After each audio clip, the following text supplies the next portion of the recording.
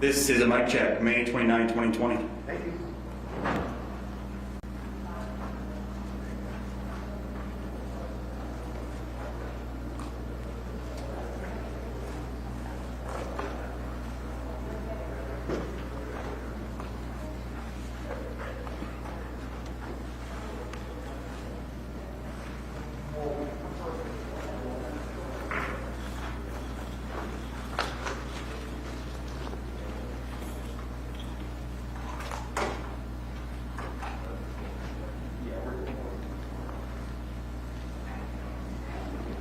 Folks, we should be set to start right on time.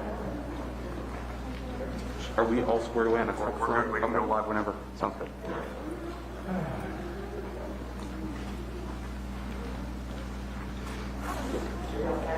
I'm all set. Are you set? Yep, the microphone flies. Sure.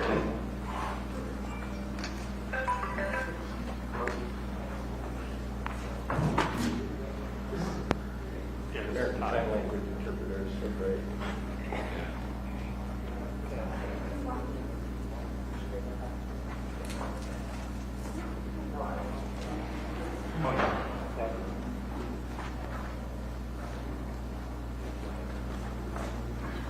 Yeah. What is OBC radio? You want to interview you? Yeah.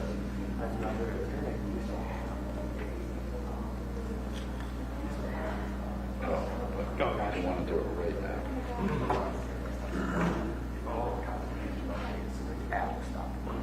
So I had to go back to just the standard archive. Because I can't auto watch it from there because I'm confused, but I can't. I used to be able to.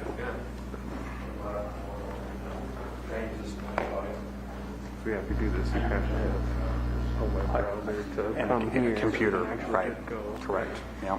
So that's going to be another reason why you're going to need a laptop if you're going to be on the field at all with that thing. You need a laptop. Okay. I'll have to grab the one from the out of form. I mean, a tablet, anything that you can access this. Oh yeah, I suppose I could just Even use a my phone, Yeah. technically.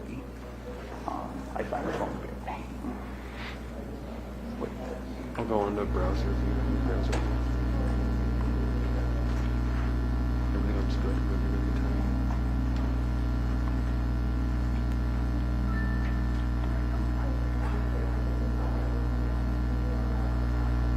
Who out here was an RNC veteran? I was there, but I was inside.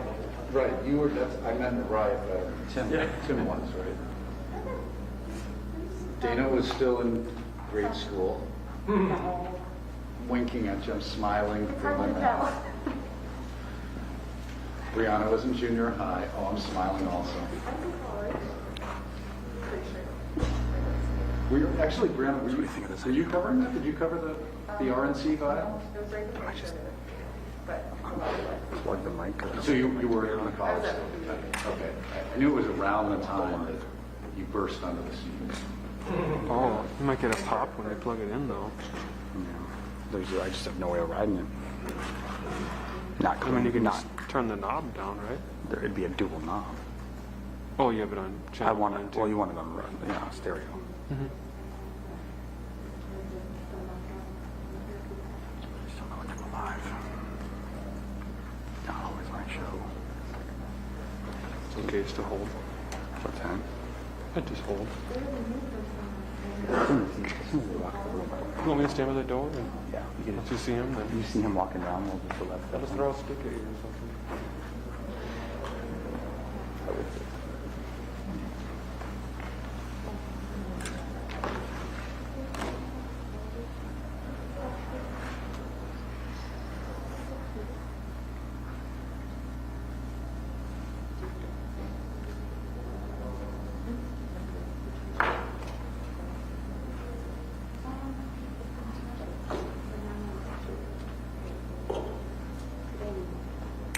You got it?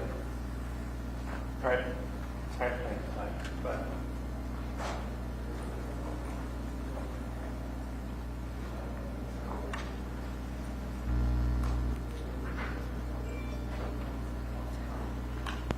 What's this woman's name? Hoppy Harlow or something? Yep, brown hair. She's originally from. Well,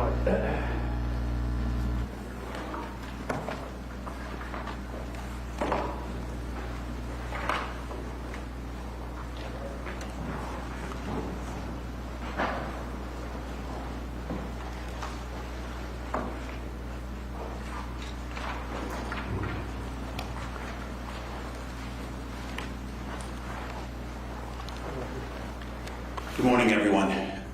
This has obviously been the most difficult week in Minnesota in recent history and maybe in our entire history. Our community, especially our Black community, is hurting beyond words. Minneapolis and St. Paul are on fire. The fire is still smoldering our streets. The ashes are symbolic of decades and generations of pain, of anguish, unheard. Much like we failed to hear George Floyd as he pleaded for his life as the world watched by people sworn to protect him, his community, our state. Philando Castillo, silenced, unheard. So many other friends, brothers, sisters, mothers, fathers senselessly died in our street. Their voices went unheard, and now generations of pain is manifesting itself in front of the world. And the world is watching. One of the first people I called after seeing the video was Valerie Castillo, Philando's mother. We've become friends since the killing of Philando.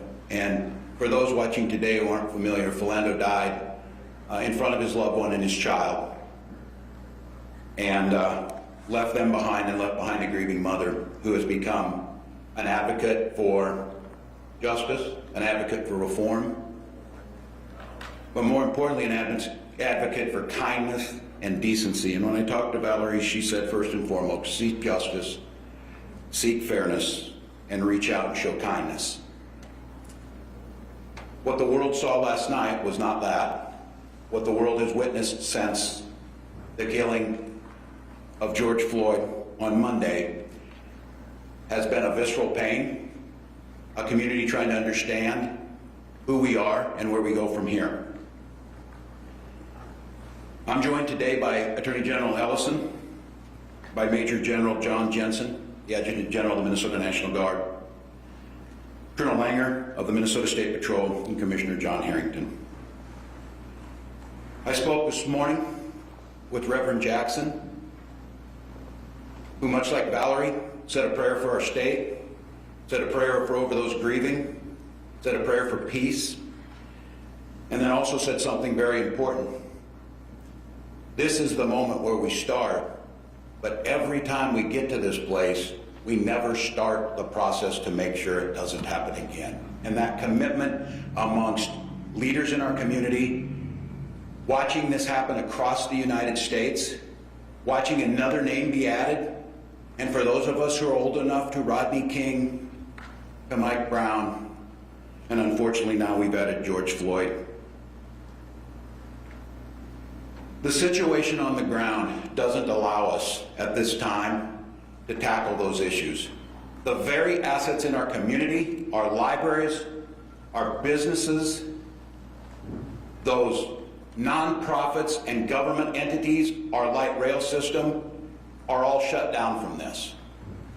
We have to restore order to our society before we can start addressing the issues. Before we turn back to where we should be spending our energy, making sure that justice is served swiftly, and that we learn something from what George Floyd gave on Monday.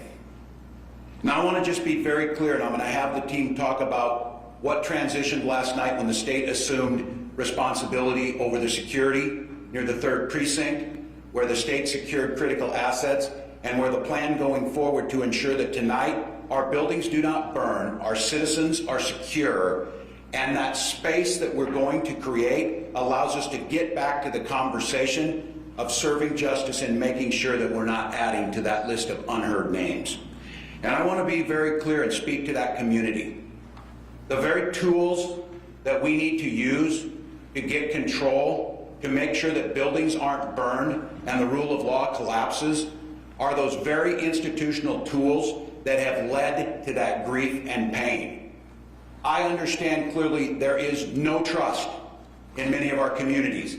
And the differentiation between the Minneapolis Police Department that we witnessed losing trust of those that are there to serve is very difficult for people to make for those standing up here with me. I understand that. And I will not patronize you as a white man without living those lived experiences of how very difficult that is. But I'm asking you to help us.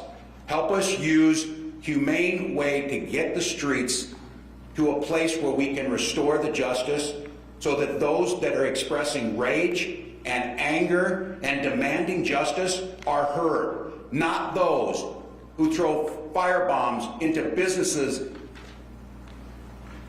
that our communities of colors have worked so hard to build back up areas that were blighted at one time and are thriving because of their entrepreneurship and their hard work. A library in an area where our children, as we know, are institutionally put behind, and the achievement gap for our communities of color is a shame on this state that we continue to admire by talking about and don't repair it. And that tool to help with that burned last night. So I want to just call out very, very clearly, as we put a presence on the street to restore order, it is to open that space to seek justice and heal what happened. I will not in any way not acknowledge that there's going to be that pain, but my first and foremost responsibility to the state of Minnesota is the safety and security of all citizens. We cannot have the looting and the recklessness that went on. We cannot have it because we can't function as a society, and I refuse to have it take away the attention of the stain that we need to be working on is what happened with those fundamental institutional racism that allows a man to be held down in broad daylight, and thank God a young person had a camera to video it, because there's not a person here or listening today that wonders how many times that camera's not there. These are tough questions. These are things that have been brewing in this country for 400 years. We have people out there putting themselves on the line to try and put out fires in our firefighters that are under attack. Those are the things I'm asking you. Help me restore that order. We will do that under state leadership and state guidance. You will hear directly from them of once that decision was made around 12:15 last night, and that first mission was executed around 3:45 at the 3rd precinct, we will see a difference. So I'm asking you, and you'll hear from them, to talk about this. I also want to think about what happens when we don't have that. People who are concerned about that police presence of an overly armed camp in their neighborhoods that is not seen in communities where children of people who look like me run to the police, others have to run from. So I understand that that's out there. But last night I got a call from a friend and a dedicated public servant. Senator Torres Ray called in her district, and it was on fire. And there weren't any police there. There weren't any firefighters. There was no social control, and her constituents were locked in their house wondering what they were going to do. That is an abject failure that cannot happen. We must restore that order to that. Senator Torres Ray has fought her whole life on these issues of inequities and making sure that people's voices are lifted up. But what she understands is none of us can lift those voices. None of us can tackle these problems if anarchy reigns on the street. I also want to address an issue, and this one is on me, and I will own it. Earlier this morning, when this mission was carried out under my direction to resecure the 3rd precinct, to do so in a manner which I am proud of how it was executed by this team, no injuries and no loss of life, a reestablishment to put the fires out for those businesses. A CNN reporter crew was arrested by the State Patrol.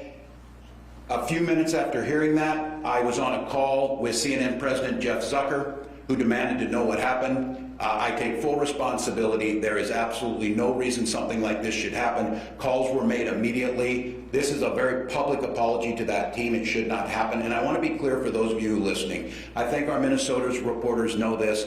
I am a teacher by trade, and I have spent my time as governor highlighting the need to be as transparent as possible and have the press here. I failed you last night in that. And it does not escape me that we are here on the catalyst that lit this spark by what happened with a police detainment of George Floyd, and the idea that a reporter would have been taken while another police action was in play is inexcusable. So to CNN, to the CNN team, to the journalists here, this is about having a plan, and that's what these folks are going to talk about. This is about having an aggressive approach to understanding what the community needs, to not coming in heavy-handed with them, but to create space where the story can be told. In a situation like this, even if you're clearing an area, we have got to ensure that there is a safe spot for journalism to tell the story.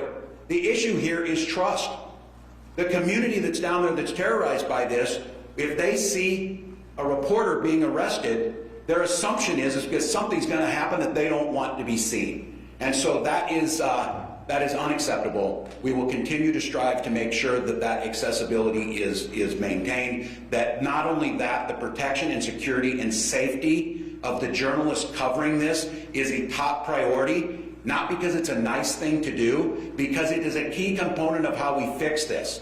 Sunshine, disinfectant, and seeing what's happening has to be done. So again, I appreciate President Zucker's call. I appreciate his understanding in a situation that he was rightfully incredibly angry, and that falls squarely on me. That apology has been issued, and I think going forward to make sure it doesn't happen again. It's time for us to clean our streets. It's time for us to execute today in a way that shows respect and dignity to communities. I'm going to ask for a lot of help today of those folks who want to see it. It is my expectation that justice for the officers involved in this will be swift, that it will come in a timely manner, that it will be fair. That is what we've asked for. I have been in contact with Hennepin County Attorney, and I am confident that those very things I just said will happen. We will continue at the BCA to do a fair, a full, and a swift gathering of all of the evidence involved. But I would reiterate again, for so many of us, not all that's done in every other case where all of that evidence is gathered before, and I would ask that the swift justice be carried out. So Minnesotans, your pain is real. The chapter that's been written this week is one of our darkest chapters, and we can choose a few things. We can choose to try and get past this. We can choose to put a force out there and stop things from happening. We can hope that in the midst of COVID-19 or something else, it passes by and we don't have to turn that mirror to look at the harsh reality of those underlying gaps, whether it be healthcare disparities, whether it be educational disparities in our communities of color, whether it be policing disparities in our community of color, whether it be wealth acquisition in our communities of color, are all very real. We pride ourselves on a state of openness. We pride ourselves on a state of being friendly. I've talked a lot about One Minnesota. That wasn't on display last night. I don't naively think everything heals and you come to the forefront and you say it'll be better. This is a community that demands and should expect more than words. They should expect results. Lieutenant Governor Flanagan and I have tried to make equity the center of everything we've done. But obviously in Minneapolis on Monday night, there wasn't a lot of equity for George Floyd. His family is probably wondering where the One Minnesota is for them. And that's on us as Minnesotans, us as the governor and the team that works with me, to put the things in order to establish order in our streets, to establish and rebuild trust in our communities, to lift those voices up, to be heard, not pleading for their lives, but demanding the changes necessary so no one else is put into that position. So I would like at this time to turn it over to Minnesota's Attorney General, Keith Ellison. Governor, thank you. Martin Luther King said many years ago that riot is the way that the unheard get heard. He didn't condone it, but he said to the nation, as a person who always protested peacefully, that don't just dismiss that and ignore it and relegate it to just criminality and bad behavior. Actually ask yourself, what's going on there? And is it something that we as a society absolutely must pay attention to? I think we must pay attention to it. I'd like everyone to recognize the fact that the National Guard just a week ago was administering COVID-19 tests to help people. The presence you see on the street, don't react to them the way you might react to the Minneapolis Police Department. It's not the same group. They have different leadership, different authority, and their job is to try to bring peace and calm back again. Please remember that this is not the group that you associate with unfair conduct, but it's a group that, in fact, just a week ago was trying to make sure that Minnesotans could survive and thrive and live, because we are still in the middle of a pandemic. It is that sense of service where they get involved when it comes to natural disasters, storms, floods, rains, diseases. Now they have to restore order on the streets. And I hope that the community who is protesting will protest peacefully, but not see this as another occupation by another military force. It really is make sure that there's calm and peace and that everybody can operate peacefully. So please accept it as that. I'm asking that of our community. It is essential, and I've said this before, everybody keeps asking the question, when? And this is a perfectly legitimate question. It is important to know that under Minnesota statutes, the primary jurisdiction for criminal prosecution is with the county attorney in which the offense occurred. And I believe that the message has been sent and received that the wheels of justice must turn swiftly. Not unjustly, expeditiously, thoroughly, fairly, but swiftly. It is important that people have confidence that accountability, no matter who you may be, is how we live in Minnesota. Let me also say that this prosecution, this investigation, this criminal process is important, and it is, and the whole country and the whole world's looking at it, cannot solve the problem. As the governor so eloquently said, events like this start and they come to a conclusion, but we never start the process of real reform. I will submit to you that myself and Commissioner Harrington, under the leadership of the governor, have already started a process on the working group on preventing and reducing deadly force encounters with the police. We have a report that we want attention from the legislature and the entire community on, to focus on that so that we can really get to the bottom of this when it comes to issues of use of force, when it comes to officer wellness, when it comes to community healing, and a whole range training issues, all kinds of things that bear on this issue. And it's not just those things. I believe that the real work of our working group is the implementation of this, and that really begins in earnest now, and is more important now, I think, than ever. So I just want to, as I conclude my remarks, I want to say that we have to have a situation where Lake Street, a precious jewel of our state, is a place where Minnesotans can walk again, where businesses can be safe again.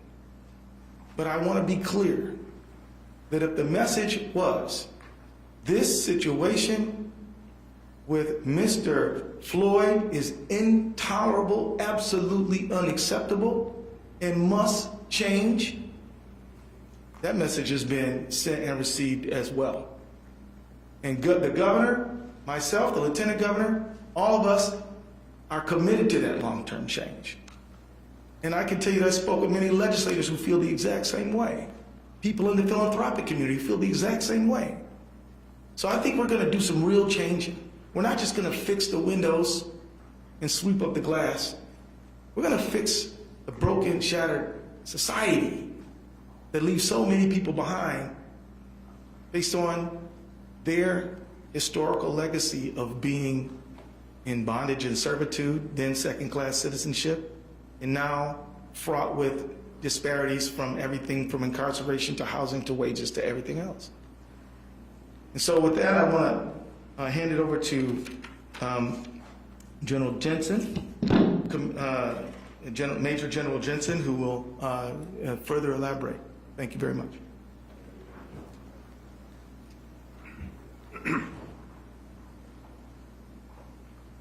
Good morning. I'm Major General John Jensen. I'm the Adjutant General of the Minnesota Army National Guard, and I've been the Adjutant General since November of 2017. And what I'm going to describe this morning very quickly is the actions of the Minnesota National Guard since we were mobilized under the Governor Walz's executive order. Like many Minnesotans, I woke up yesterday morning to the news that the Minneapolis mayor had requested National Guard support. The only difference was I opened up my phone and there was a text from Commissioner Harrington. It wasn't the newspaper or the morning news that notified me of that. So immediately yesterday morning, I made contact with the commissioner and we began planning on the potential employment of the Minnesota National Guard in support of Minneapolis. For those of you that may not understand how emergency management works in Minnesota, I'm just going to take a quick moment and explain that.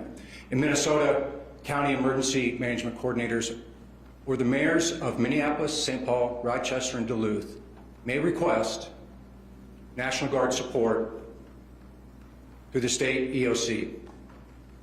So in accordance with that, Minneapolis Mayor Frey made that request to the Minnesota National Guard. What traditionally comes with the request, though, is a layout of capability needed and exactly the problem that's trying to be solved. Typically, the request for the Guard and that type of information come at the same time. Sometimes it lags. So when it lags, what we do is we begin preparing for an unknown mission. But in this case, we sort of knew what we might be doing as it related to civil disturbance in Minneapolis. But it's very important that we know exactly what we're being asked to do, so we make sure that we have the right equipment. We mobilize the right number of soldiers and the right number of soldiers and airmen to support those soldiers that are going to conduct the mission.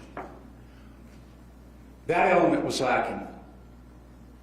But with the governor's decision to allow me to continue to plan, we began notifying soldiers early yesterday morning of a pending mission. Once we notified our soldiers, again with the governor's verbal approval, we began mustering our soldiers and moving them into the metro area, knowing that the most likely probability of employment was going to be Minneapolis. As we met as a senior team yesterday afternoon, the one topic that continued to be discussed was the lack of clarity and the lack of a mission and a description of what exactly the Minnesota National Guard needed to do. My concern to the governor was twofold. One, I didn't know what special equipment I might need to accomplish the mission. And two, I was very concerned about being asked to move to an unfamiliar area of Minneapolis under the cover of darkness. I wanted to get out when it was still daylight, where my soldiers and my airmen could become familiar with their terrain and familiar with their mission. We never got such mission assignment. We never got such mission description. Yesterday, we performed 4 missions in support of the governor's executive order. The first mission came from the governor directly. That came when we were notified of an immediate and pending threat to the state capitol. My immediate advice to the governor was to assign that mission to the Minnesota National Guard. And he agreed, with one caveat, and that is the State Patrol also wanted to support that mission. So in cooperation with the State Patrol, we began that mission. The second and third mission came together. It came from St. Paul. Specifically, it was to provide security of the Ramsey County Law Enforcement Center and the Minnesota Bureau of Criminal Apprehension. The key part of that security was to ensure that St. Paul police officers were not required to secure those facilities, and they were therefore relieved of that duty and able to respond throughout the city of St. Paul throughout the day. And then the last mission we did receive yesterday evening was an escort mission for the Minneapolis Fire Department. The concept of the operations that we would link up with the Minneapolis Police Department, and as they went into unsecure and dangerous areas, that we would secure the area so they could perform their life-saving and property-saving missions. And we continued to do those missions through the evening. As the governor indicated, about midnight this morning, the governor authorized a law and order mission into the 3rd Precinct, what we would call in the military a clear and security mission. So under the leadership of the State Patrol and the Department of Public Safety, the Minnesota National Guard was assigned a task and a mission in support of the State Patrol. We would follow the State Patrol and we would help secure the area that they cleared. Our soldiers remain in that area as I speak now, still on that mission, still securing that location. So people and MnDOT can come in and begin the cleanup of that area. Now,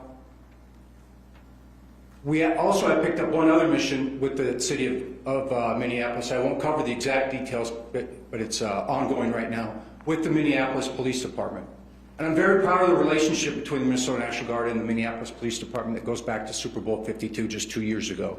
Chief Rondo and I worked together during that Super Bowl. So we have had opportunities to serve together, and I have a lot of respect for him. We will continue to operate in Minneapolis until such time that the governor relieves us of that mission. And we will do so in support of the Department of Public Safety and the Minnesota State Patrol. So that's just a little bit of background of what the Minnesota National Guard since yesterday morning when we first notified of a possible deployment, through the deployment and through our mission set last night and then early this morning. My recommendation this morning to the governor was that I continue to do the state capitol mission and that I continue to do the mission in support of the Minneapolis Fire Department. I believe both of those are very critical missions, both to the state and to Minneapolis. And then we'll conduct follow-on missions, again, in support of the Minnesota State Patrol and the Department of Public Safety. So at this time, I'd like to introduce the Commissioner of the Department of Public Safety, Commissioner John Harrington. Good morning. My name is John Harrington. I'm the Commissioner of the Department of Public Safety. Governor Walz tasked me to prepare options and capacities and capabilities to respond to the civil unrest, protests, but more importantly and really more directly to the unlawful behavior of the arsonists, the thieves, the burglars, the vandals who were tearing apart the city of Minneapolis. I want that to be clear that that's, I think, a clear line of demarcation that we were operating under, because it is fundamental to the Department of Public Safety, it is fundamental to the State Patrol that we take an oath to support the Constitution and that we believe that our work is absolutely essential to allow everyone's First Amendment right to have their voices heard. We were not deployed, and we have not been deployed, and we will not be deployed to stifle free speech. But we will not and cannot allow unlawful, dangerous behavior to continue. I am particularly proud of our relationship with both the Minnesota National Guard, Commissioner Stroman from the Department of Natural Resources, and Colonel Langer, who works for the Department of Public Safety as the colonel for the Minnesota State Patrol. We called and they came. And literally it was that, it doesn't make it much more complicated than that. I said, I'm going to need you, and I'm going to need you here in the city, and I may need you for 2 or 3 days, and I may need you longer than that, and I can't tell you what I'm going to need you to do yet, but I know I need you. And they came. They began preparing readiness to be able to move folks from all over the state of Minnesota, literally from miles and miles away, to come to the metro area to be prepared to help us keep the peace. Over the course of the day, I met with my counterparts in Minneapolis and St. Paul, Chief Arredondo and Chief Axtell, to talk about what missions they needed the state to help them fulfill.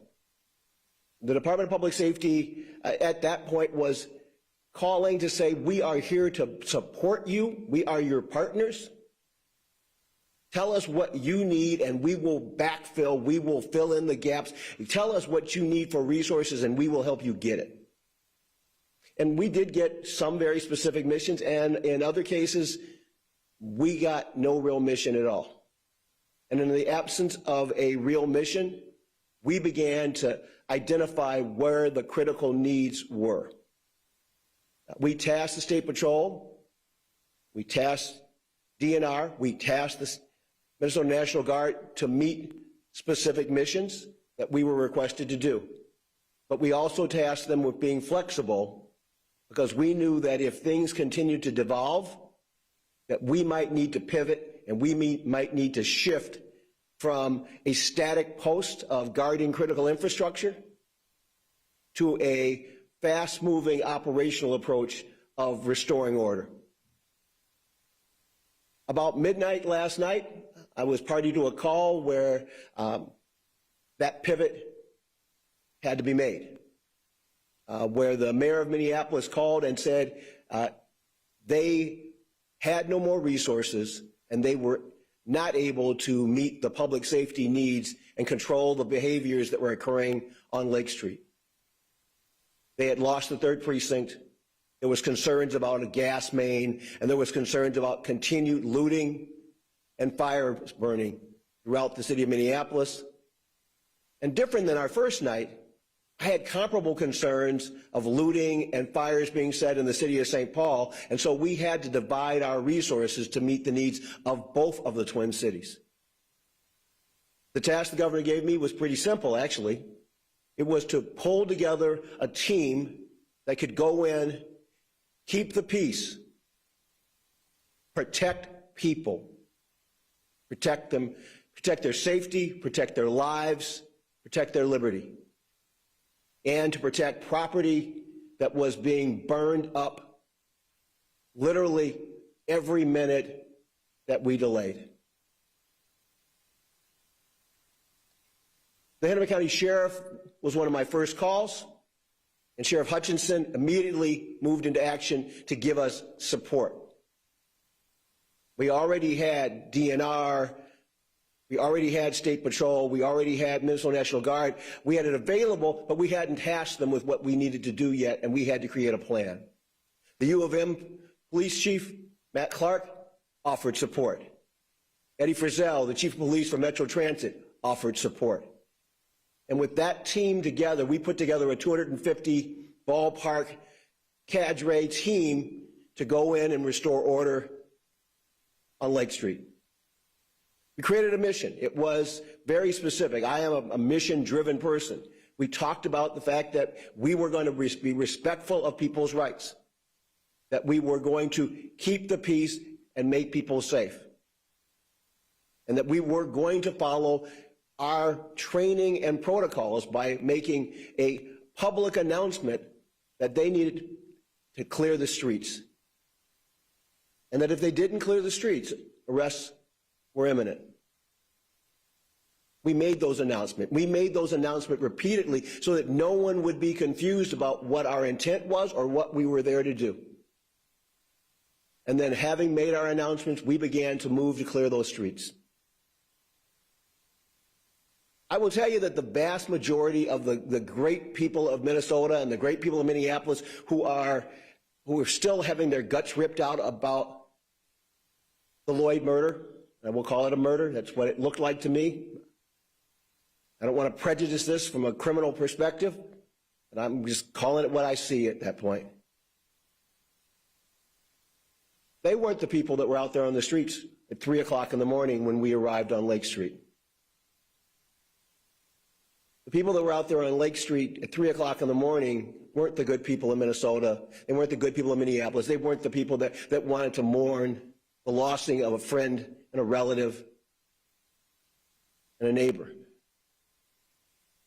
And when they saw the National Guard, Minnesota State Patrol, and this cadre, this team moving down the street, the vast majority of them did what we thought they would do. They left.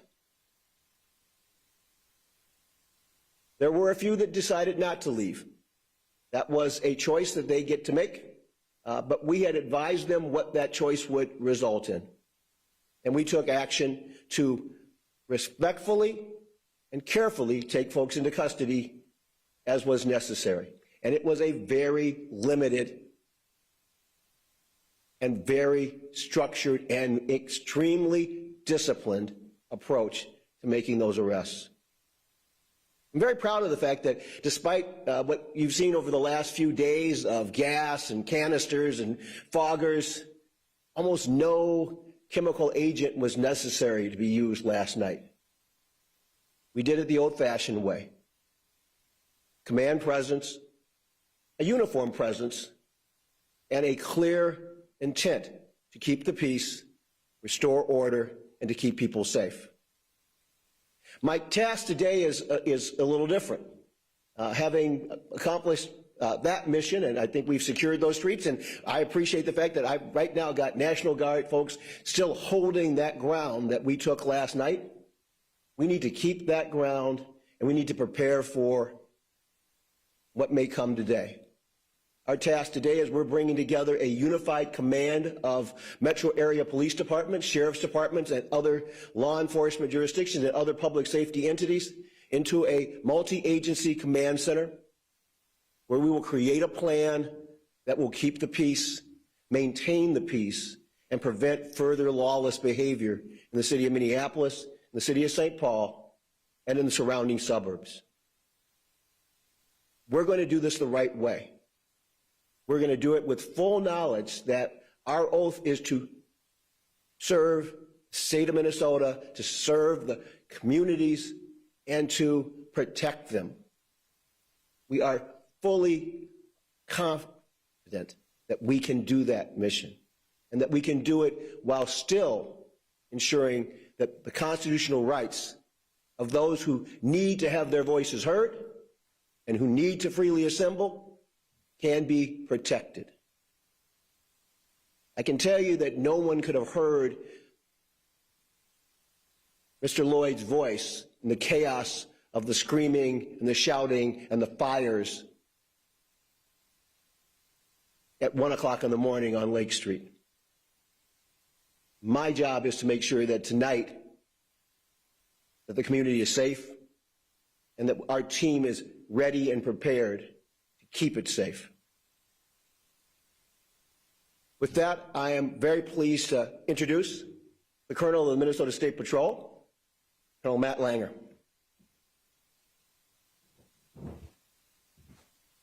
Well, thank you, Commissioner. My name is Matt Langer, and I have the honor and privilege of serving as Chief of the Minnesota State Patrol. I don't need to rehash what the Commissioner went through in terms of the detail that he provided on the role of the Minnesota State Patrol as it pertains to the city of Minneapolis this week. I was thinking about what to say about this week, and difficult is the first word that comes to mind, and it doesn't seem to represent everything that has occurred this week well enough, but it certainly represents the challenges that the Minnesota State Patrol has faced the last couple of nights as we have worked hard to combat the lawlessness, the dangerous behavior, and the criminal activity that has occurred both in the city of Minneapolis and other places. I'll speak specifically to last night because, as you've heard, shortly after midnight, between midnight and 1 a.m., Governor Walz asked the State Patrol to lead an event in the city of Minneapolis to quell the unrest that was occurring in and around the 3rd Precinct. There were many challenges in that area. One of the main challenges in that area was that there were fires set, and the Minneapolis Fire Department was unable to get there and extinguish those fires because they were shelled by those that were demonstrating and choosing to make life difficult for everyone who was trying to improve the condition. So as the commissioner explained, we assembled a team both with the State Patrol, the DNR, the University of Minnesota, Transit PD, Hennepin County Sheriff's Office, and the National Guard, and we assembled that team quickly, swiftly, strategically, and we descended into the city of Minneapolis with the one goal in mind: to, as safely and quickly as possible, recover the ground that had been lost to lawless activity and make it safe again, and then restore order, clean the area, and get it presentable so that we can move into the future tonight and beyond with a much different picture of what it means to be a resident citizen and your ability to demonstrate peacefully. That's the mission that we took on. That's what we did overnight. It was difficult, dangerous work for everyone involved, the people that are demonstrating, those that are caught in the middle of a demonstration without the desire to demonstrate, and the first responders that are there trying to do good work. We had a few troopers that suffered minor injuries. I'm thankful they're only minor. They stayed on the line and continued their good work because we needed every single one of them to do this job. We remain ready. We're there today with the National Guard. We're doing our best to hold that ground well and to make sure that we restore order, clean that spot up to the better than it was before, and to continue our efforts to make sure that public safety is of paramount concern as we move forward both tonight and into the future, and then work together to restore order across the entire city of Minneapolis. Just as a side note, we had a couple missions other places last night. Of course, our responsibility at the state capitol, and we also assisted the city of St. Paul with some lawless behavior that was occurring on University Avenue with some of our mobile response team assets. One thing I'll note is that we have troopers in the metropolitan area from all across the state of Minnesota. That was an opportunity that we afforded the governor to make a staffing boost that is within the purview of the executive branch and within the ability of the State Patrol to do on very short notice.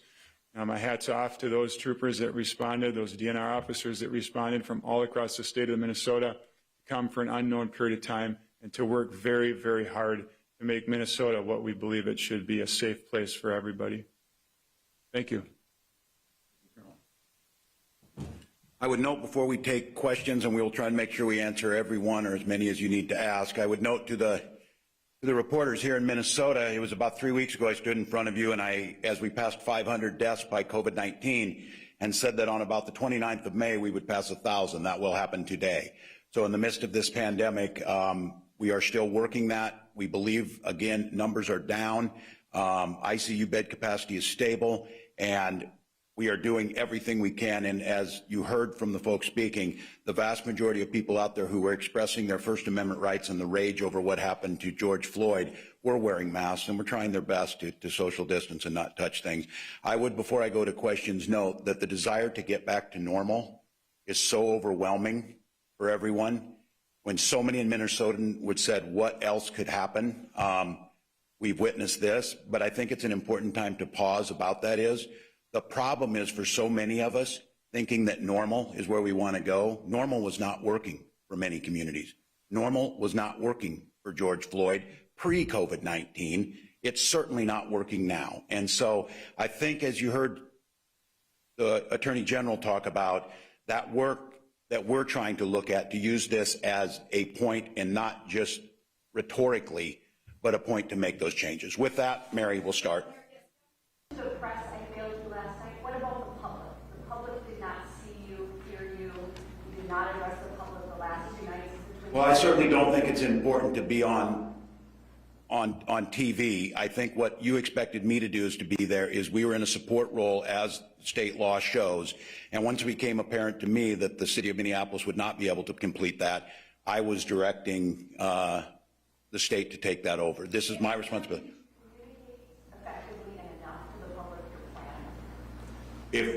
Well, I think obviously if you think I didn't, that's probably the case as a reporter. But I think in the moment of making sure as those decisions were being made and that we were staying in the lane that we were asked to support this, and as it deteriorated, it was at 12:05. There was a decision last night that we made is to come in front of you at that time because that was the transition point, because what you're seeing now is the state is the lead element now, starting at 12:05 last night and those first missions that were carried out.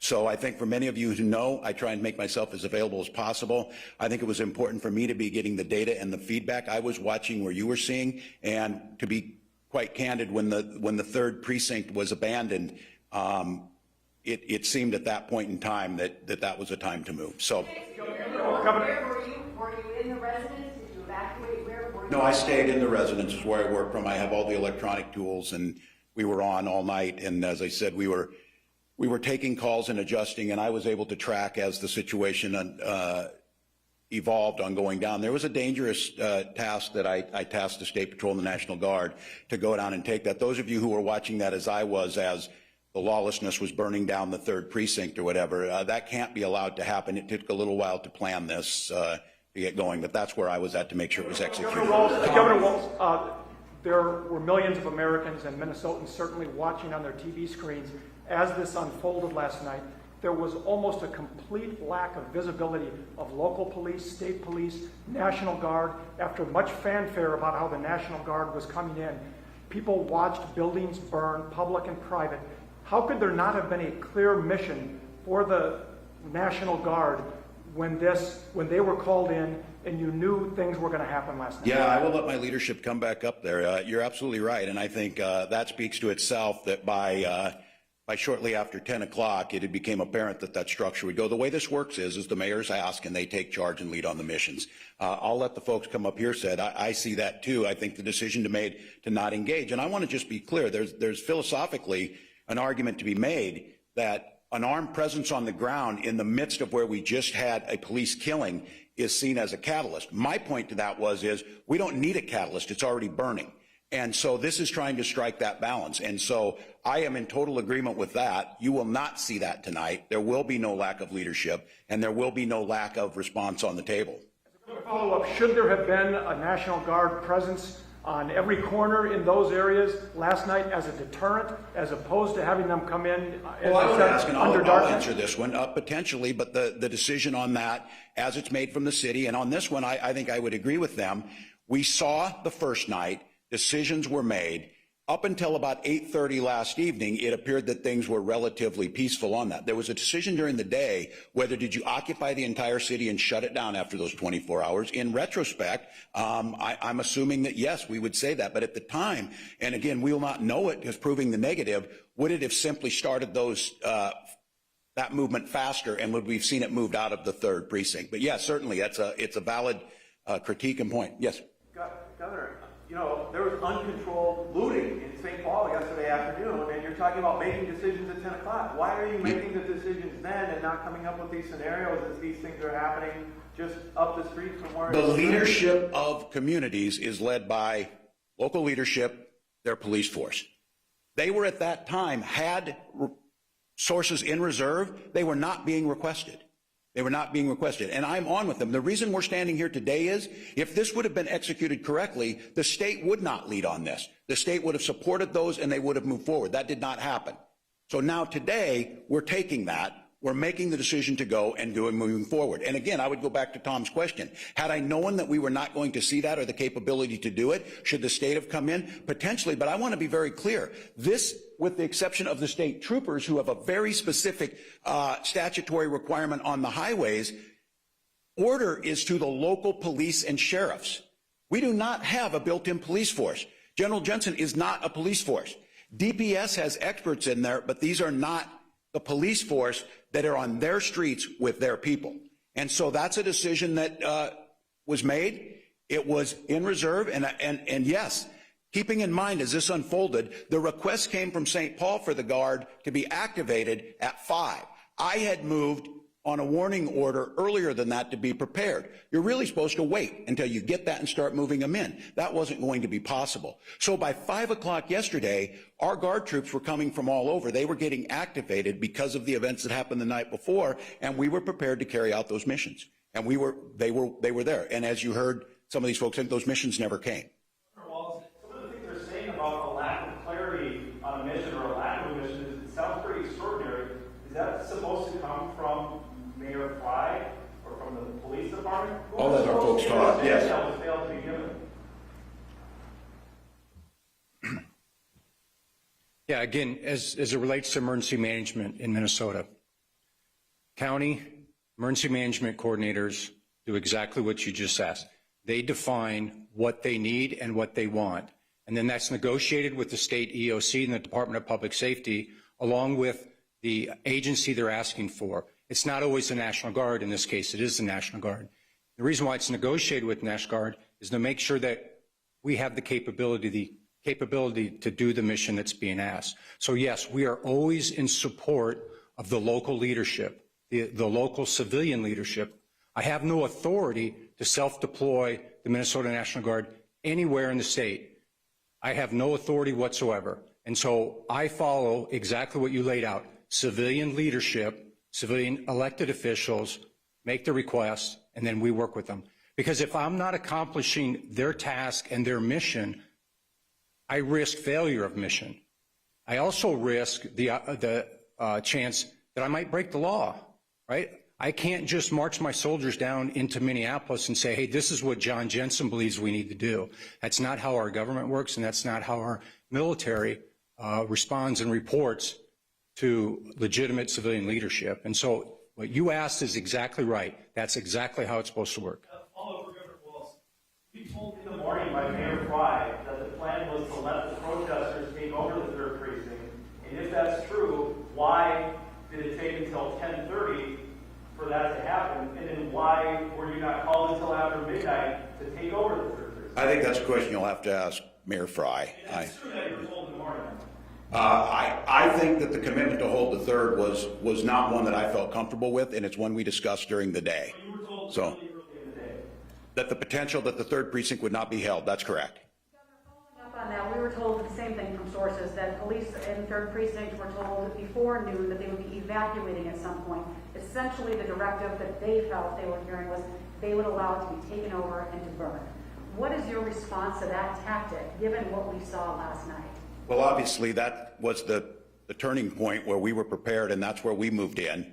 That's where we did not believe that the 3rd should be given up, and that's why it's not, and that area was taken back by the force that we put together starting at 12:15, executed about 3:40 a.m.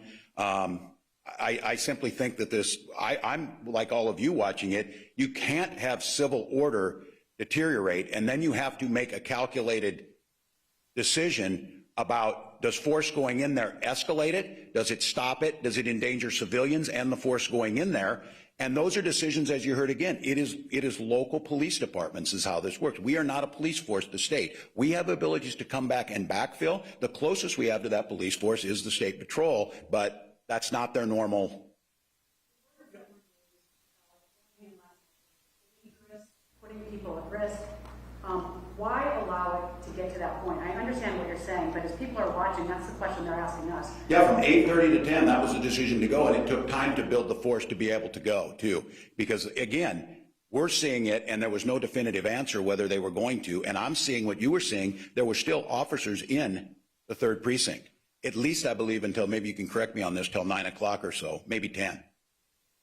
Have you considered additional tools, additional powers, curfews, any sort of martial law orders to increase the authority of... Certainly all those tools are there, and I think what we'll do is that's what's the planning stage right now. I don't want to take these folks too long from what they're doing. That's what's being done over the last 24 hours as we prepare for this. But once again, the order structure of this, and many of us have been involved with these. I spent 24 years in the National Guard myself. I'm very familiar of how these works. I'm very familiar with what General Jensen's asking about. When my troops get their mission, they get their mission order, they get a warning order, they know what they're going to need to do. I then, as an enlisted soldier, would start working with my troops to make sure they were packing the proper equipment, check it out, be ready to go, drill through the things we needed to do.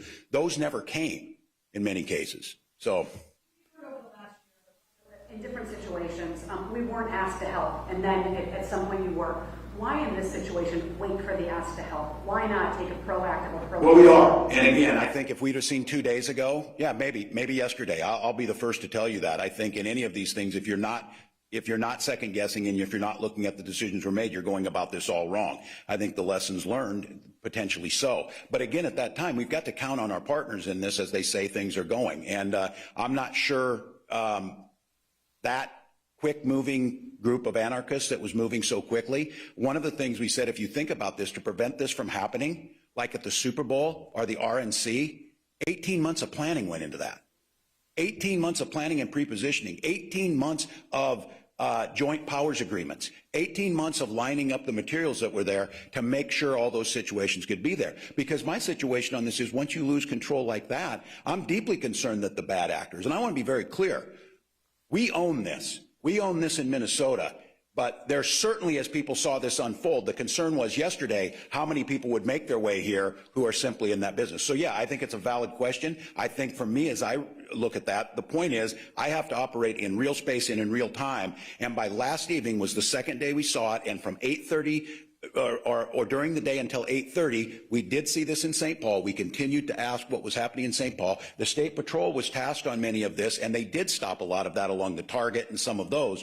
That was what was being asked from them. But it happened from about 8:30 at night when the sun went down, when what I saw was the person breaching the barrier at the 3rd, and then the decision to pull back out of there. So who hasn't asked? I got to make sure I get to everybody. Governor. Dave, in the back. Thank you.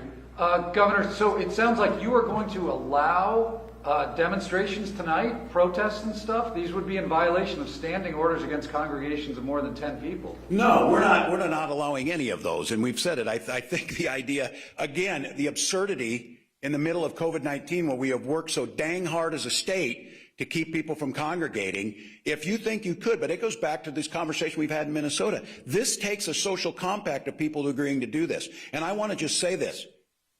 Watching what happened to George Floyd had people say, to hell with staying home on that. I'm going out because this can't happen again. The idea that we would go in there and break up those peaceful expressions of grief and rage was ridiculous. The problem was of not having in place with an expectation that a crowd that big over such a volatile issue. We have seen this happen in city after city, whether it was Ferguson, whether it was LA. We've seen these things. That was the thing why we started planning, started asking. But again, you're seeing holes in planning. That's for darn sure as states and cities and counties on these things start to happen. Let Dave finish. Thank you. What's the rules for the rest of the day and tonight then? That's what's being worked on right now. And we certainly, this is a plan that will be presented to me. I think we want to be prepared to present that to Minnesotans here by 2 o'clock or so. What I can tell you is a lot of it is going to be the operational things that you would expect to happen that were asked. They will be there. There will be a presence out on the corners. We will start to do that. But I'm going to ask again. I need to ask Minnesotans, those in pain and those who feel like justice has not been served yet, you need to help us create this space so that justice will be served, and it's my expectation that it'll be swift and that we're able to maintain that order. And so that plan will start to happen today, and it will include, we will think of all the tools that are there. I want to come back to that again. The more of those things you use, the more those are viewed as the oppressive things that led to much of this in the first place. What we're trying to separate is the lawful First Amendment aggrieved citizens who need to express that from the folks who are clearly, I'm telling you what, the farthest thing from people's on their minds as they're burning down a family-owned store at 3 a.m. on Lake Street was George Floyd. And that's what we've got to get at. Let me go up front, Theo. Governor, question for the general. First of all, are you concerned that the civilian leadership of Minneapolis has lost control of its police department? And for the general, are the guardsmen armed on the streets, and what are the limits on that use of their armament? Well, candidly, I don't think this is a secret to anybody that the tension between the Minneapolis Police Department and many of their communities is a pretty well-known thing. And I am certainly, I don't know any way to express it other than that they had lost faith in them and felt that they were part of the problems. And certainly, seeing a uniformed Minneapolis police officer's knee on George Floyd's neck on Monday pretty much tells you where the public is thinking towards that. So I don't think you could think it was a mistake of who was leading that down there and that it changed the tone that was there. So I am concerned. I think it would be disingenuous. I know this is painful. This is hard. There is going to be recriminations. There's going to be going back and looking at this, as there should be.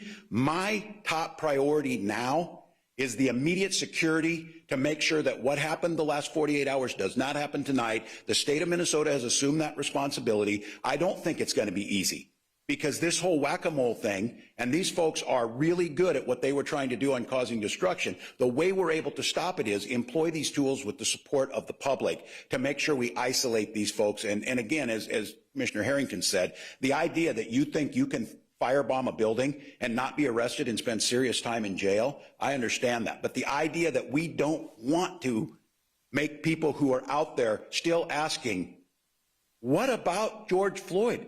What happened to those people? What happened to the people who did this? That got lost in 48 hours of anarchy. That's what we're going to put again. We saw 3 television journalists get arrested early this morning on live television. Can you or anyone up there tell me how many looters and arsonists have been arrested over the past 2 days in the Twin Cities? I'm going to use this as an opportunity again. As I said, Tom, I am deeply apologetic that this happened. I understand that the community would believe if this were targeted. As I told Jeff Zucker, the president of CNN, I don't care at this point what the circumstance was, why they got arrested. It is wrong. It is unacceptable, and we needed to correct it. As far as others, who can answer? Yeah, how many? Anybody been charged or arrested? Yes, both St. Paul and State Patrol and others have made arrests on burglary, arson charges. I believe arson charges. I know burglary for sure. That they have been arrested. There has been stops. There has been, in fact, folks incarcerated. I do not know if they've been charged yet or not, because I think most of them were done in the last 24 hours. Burglary, is that looting? Yes, it's breaking into the grocery stores, breaking into the Targets, breaking into the Walgreens. The pharmacies have been just decimated with folks we believe who are seeking OxyContin and other opioids out of the pharmacy stock. And so we've been chasing that around, as well as chasing the folks that have been setting fires. So yes, there have been arrests made, and there will be more arrests made. Say again? Any idea of a number? I will get you a number. I don't have that. I'd asked both Minneapolis, St. Paul, and my other folks that were part of our unified command to get me information by 10 o'clock or 11 o'clock this morning. I have not received it yet, but I'm hopeful to have a sit rep from the last 24 hours, and we'll get that to you as soon as I get it. Governor, I have to ask you your reaction to President Trump's tweets from last night in relation to Minnesota and what he said. Well, it's not helpful. I did speak to the president last evening. At that point in time, it was in the process of where I said we were going to assume control of this, that it was unnecessary. I did not know he was going to tweet. He certainly can. It's just not helpful. It's not helpful. The city of Minneapolis is doing everything they can. If mistakes are made and there's an accountability, we need to do that. But in the moment where we're at, in a moment that is so volatile, anything we do to add fuel to that fire is really, really challenging. So as I said, I spoke to the president. He pledged his support of anything we need in terms of supplies to get to us. There's a way to do this without inflaming. And again, this one is so difficult. As I said again, the tools of restoring order are viewed by so many as the things that have oppressed and started this problem in the first place. So it would just be more helpful at this point in time. We may, if we need support from them, it's certainly appropriate that we will ask. But at this point in time, I'm confident that the plan we put together today to restore this order. So, Brian? Need to be seen at the Minneapolis Police Department. What kind of culture changes? Should there be more requirements on where officers live? Or should they live in the communities that they police? Should this I don't know. I think maybe this is Commissioner Harrington and Attorney General Ellison. When we first came into office last year, this was one of the things we wanted. And I said this, as a governor, the nightmare scenario of having a police-involved shooting, or as any elected official, is one. So they started working this. I think I'll hear from Attorney General.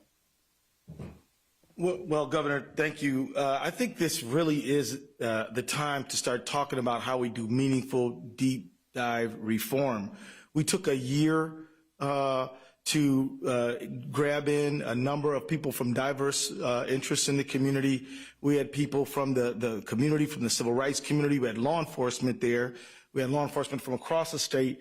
We met for about a year. We had a professional assistance from the group that guided the 21st century policing process that President Obama started, and we came up with a number of key recommendations. We will get that report to you. We hope you write about it, but this supercharges the need for the effort. There was just a few recommendations, well, a few observations and a few recommendations. One observation is, a lot of the deadly force encounters that occur in our state are not concentrated in the Twin Cities. In fact, a majority of them were in greater Minnesota, although many were in the Twin Cities. Half of them were people in a mental health crisis. We talked about a number of things. We talked about officer wellness. Officers dealing from crisis to crisis to crisis need to be able to check in, get right before they go back and engage the public. We talked about changing and reviewing the standard, the use of force standard. We talked about making the sanctity of life an essential principle, which Mayor Hodges did when she was the mayor. We made the duty to intervene.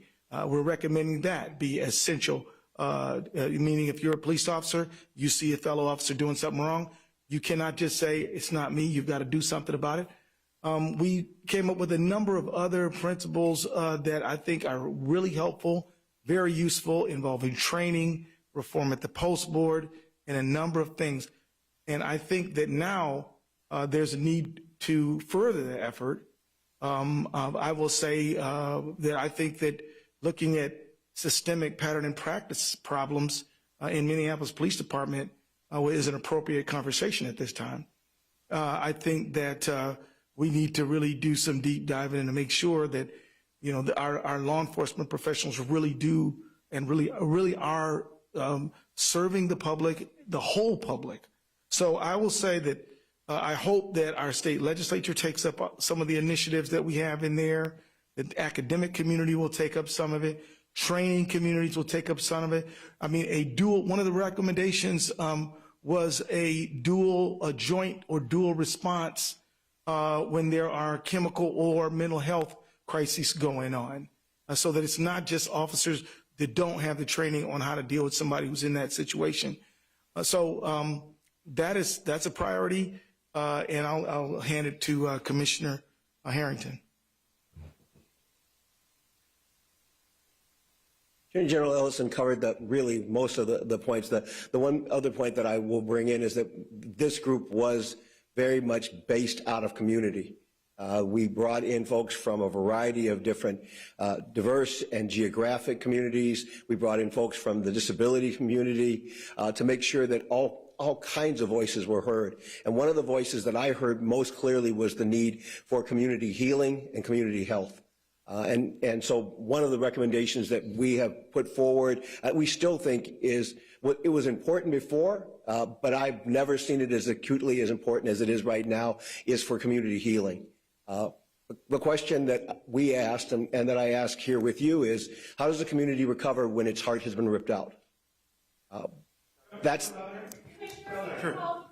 Members of the public are asking here over and over again, why isn't the officer or officers in question being held in custody during this investigation? We have a long history of law enforcement. Why has that happened? We are working with the county attorney, who is the charging authority, to make sure that we are following their guidance as we move forward in seeking the criminal prosecution. Is there a more specific reason though that you can give? Because we've heard that in the last few days. That is still the reason, and we're still in the middle of an ongoing investigation, and so I can't speak to much more than that, other than the past practice for the Bureau of Criminal Apprehension and most police departments has been, in these kind of cases, they work with the county attorney to make sure that they have checked all the I's and all the T's and made sure everything is in order before they make an arrest or before there's a charging decision. And we have been following that protocol with County Attorney Freeman in this case. We have history with County Attorney Freeman in terms of past cases, some successful, some not successful, depending on what your perspective is. So there has to be some difference here, like there has to have been discussion that this case is different regarding everything that's going on. This is different than past cases.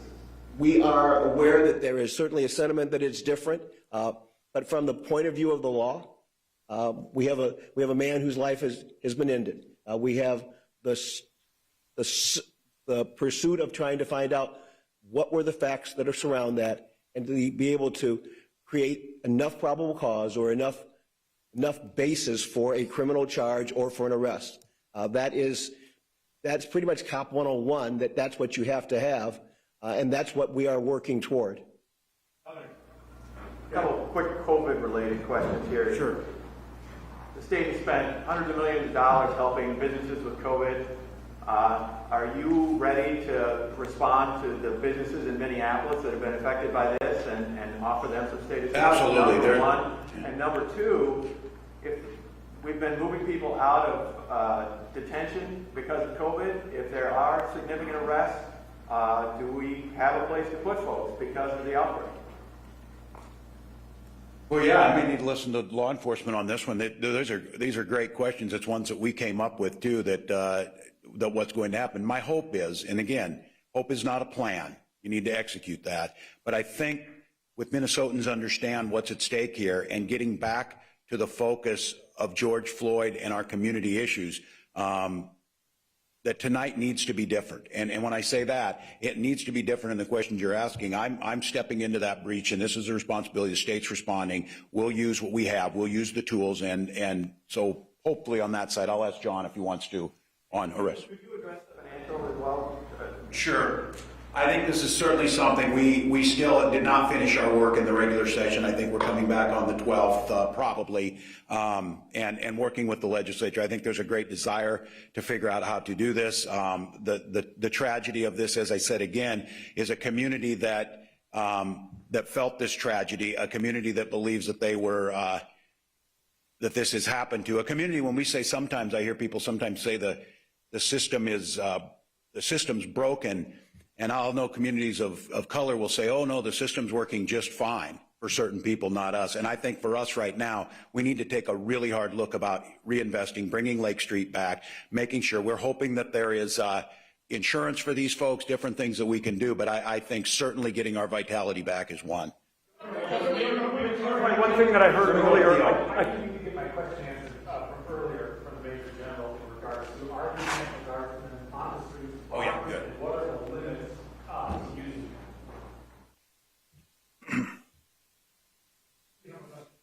We'll come back. So the first question, are they armed? Yes, they are currently armed. A little background on that.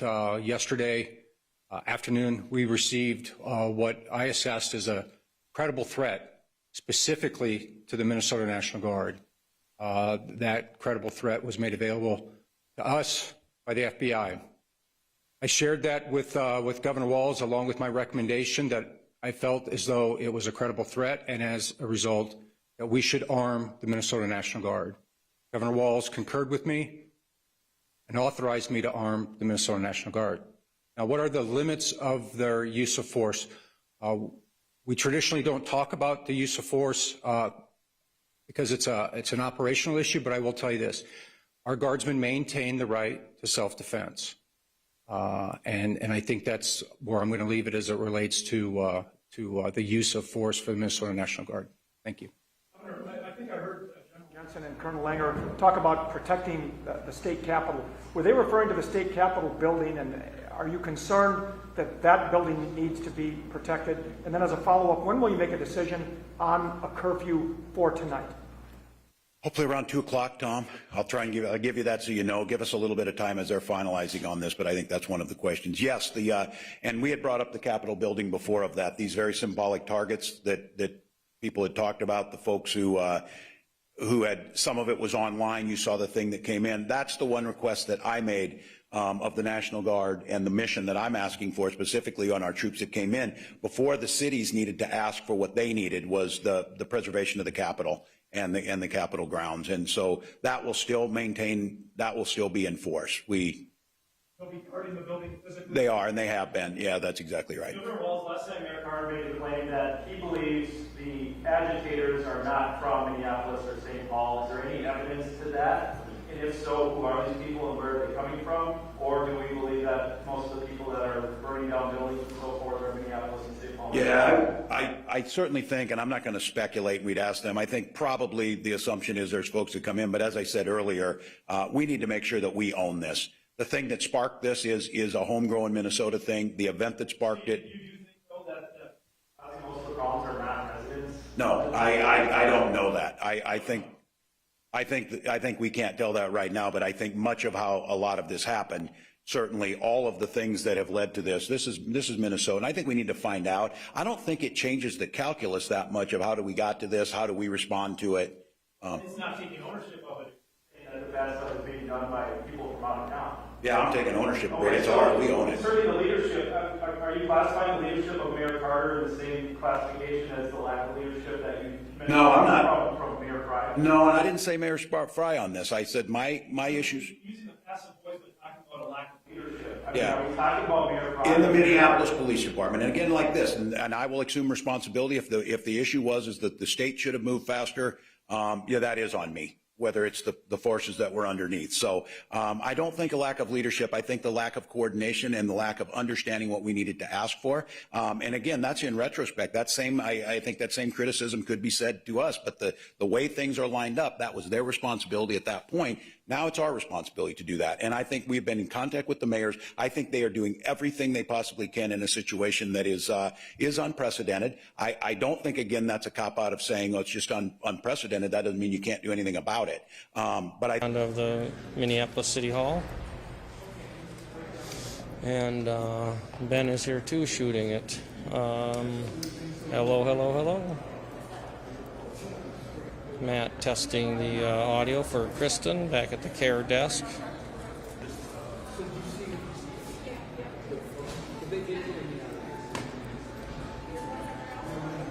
Hello. This is Matt testing for Kristen. Okay. Right. Yep, you should see me.